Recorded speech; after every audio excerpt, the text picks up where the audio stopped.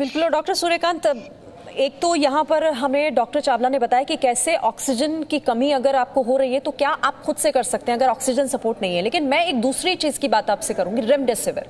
बहुत सारे डॉक्टर से हम बात जब कर रहे हैं तो वो कह रहे हैं कि रेमडेसिविर को लेकर इतना हाहाकार क्यों मचा है, समझ नहीं आता। आप इस पर क्या कहेंगे, कैसे समझाएंगे?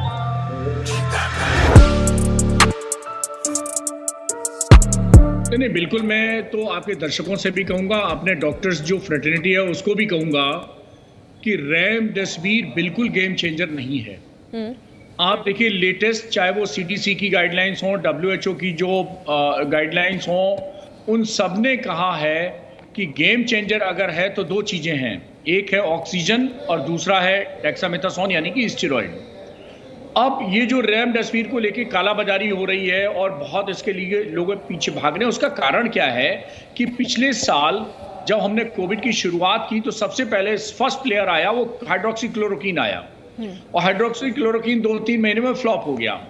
फिर उसके बाद सेकेंड प्लेयर आया वो रेमडेसिविर आया, और अक्टूबर नवंबर आते आते रेमडेसिविर की सांसें टूट गई। और नवंबर की अगर आप रिपोर्ट देखें तो उसमें साफ साफ लिखा गया है कि जो बहुत बड़ा एक ट्रायल हुआ था, और उस ट्रायल में भी ये देखा गया था कि उन्होंने 2 पार्ट किए। एक वेंटिलेटर पे जो पेशेंट थे, एक को उन्होंने रेमडेसिविर दिया और एक को नहीं दिया, बल्कि जो रेमडेसिविर को दिया जा रहा था उसमें मौतें ज़्यादा हो गई, तो वो ट्रायल रोकना पड़ा। तो पब्लिक को समझना चाहिए कि खास तौर पर जो सीवियर कोविड है उसमें रेमडेसिविर बिल्कुल काम नहीं करता है।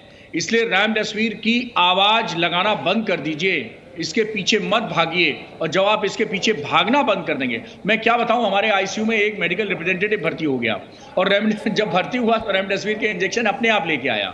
मैंने कहा भाई तुम्हें रेमडेसिविर की जरूरत नहीं है, तो कह रहा नहीं सर लगवा दीजिए। मैंने केस शीट पे लिखवा लिया कि अपनी जिम्मेदारी से आप लिखवाना चाहते हैं लगवाइए। भाई ऐसा मत करिए, ऐसा करेंगे तो फिर हम किस चीज़ की दवा है भाई। अगर ये डिसीजन डॉक्टर्स को लेने दीजिए, हॉस्पिटल्स को लेने दीजिए। आप मेडिकल रिप्रेजेंटेटिव में कुछ दवाओं के बारे में जानते हैं तो आप अपनी मतलब उल्टी सीधी कंसेंट दे देना है कि नहीं हमें तो लगवाना ही लगवाना है। ये इससे तो केओस हो जाएगा ना। हर आदमी जो है वो फिर सुन सुना के व्हाट्सएप यूनिवर्सिटी से इधर उधर की अफवाहों से सब इलाज के बारे में जान लेंगे और उसकी डिमांड करने लगें। तो डिमांडिंग नहीं होता है, ट्रीटमेंट जो होता है वो एक डिसीजन डॉक्टर्स का होता है, एक हॉस्पिटल का होता है, गाइडलाइन का होता है, प्रोटोकॉल का होता है।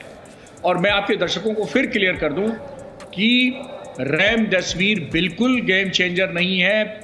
बहुत ही रेयर और बहुत ही स्पेसिफिक जो कि कंडीशन से स्पेसिफाइड हैं, उनमें ये दिया जा सकता है जब पेशेंट हाई फ्लो ऑक्सीजन पे है और वेंटिलेटर जाने की पहले की अवस्था है उसमें।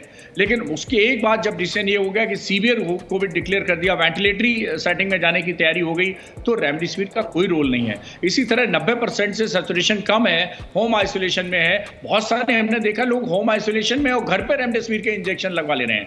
बहुत गलत प्रैक्टिस है, बहुत गलत प्रैक्टिस है। इतनी गलत प्रैक्टिस मत करें। डॉक्टर सूर्यकांत, आप भी, मैं संक्षेप में चाहूंगी लोगों को सुझाव दें, ऐसी मुश्किल कंडीशन में क्या उन्हें करना चाहिए? देखिए, एक तो वो मैजिक फिगर याद रखें 90 का। अगर 90% से ऊपर है ऑक्सीजन तो कृपया पैनिक ना क्रिएट करें। दिक्कत क्या हो रही है कि जैसे ही ऑक्सीजन गिरना शुरू हुआ और एकदम भगदड़ मचने लगती है घर परिवार में, डॉक्टर्स को, हॉस्पिटल को फोन जाने लगते हैं मेरे पेशेंट की ऑक्सीजन गिर रही है। तो कृपया पेशेंट का मनोबल, और पेशेंट सुन के, ये फोन सुन के और बातचीत सुन करके परेशान हो जाता है।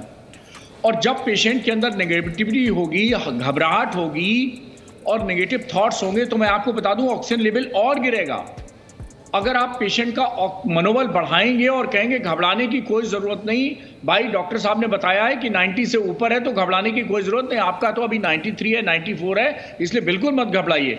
तो पॉजिटिव थॉट से, एक पॉजिटिव एनर्जी से ऑक्सीजन लेवल घटना कम हो जाता है, रादर बढ़ना शुरू हो जाता है। और कहते भी है ना कि अगर आप सकारात्मक रहेंगे तो कोई भी जंग जीती जा सकती है, और ये तो इस तरह की महामारी इस वक्त पूरे देश भर में हर कोई झेलने को मजबूर है, इसीलिए पॉजिटिव नजरिया अपनाना बहुत जरूरी है। बहुत शुक्रिया डॉक्टर आपका हमारे साथ जुड़ने के लिए। डॉक्टर राजेश और डॉक्टर सूर्यकांत, आप दोनों का ही बहुत शुक्रिया हमारे साथ जुड़ने के लिए।